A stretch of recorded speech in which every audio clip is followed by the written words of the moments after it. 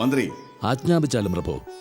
ഈ മംഗളവിവരം പെരുമ്പറ കൊട്ടി നാട് നീളെ അറിയിക്കുക, ഇന്ന് തന്നെ. കൽപ്പന പോലെ.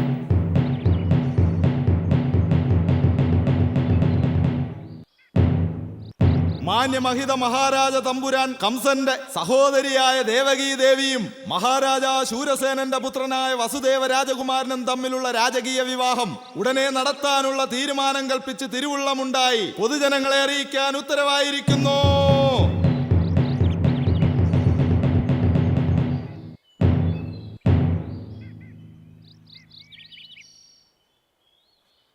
ദേവകി തമ്പുരാട്ടി എങ്ങനെ കംസരാജാവിന്റെ സഹോദരിയാകും?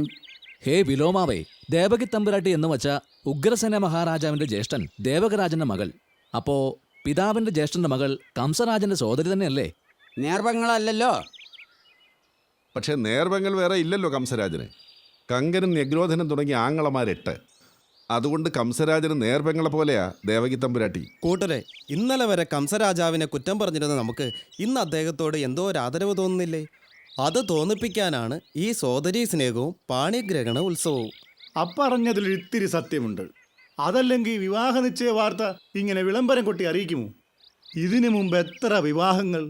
ദേവകരാജന്റെ 6 മക്കളുടെ വിവാഹങ്ങൾ നടന്നിരിക്കുന്നു. അന്നൊന്നുമില്ലല്ലോ ഈ വിളംബരം. ശരിയാ. ശ്രുതദേവ തമ്പുരാട്ടിയുടെ വിവാഹത്തിന് എനിക്ക് 18 വയസ്സ്. ഇപ്പം വയസ്സ് 30ആയി.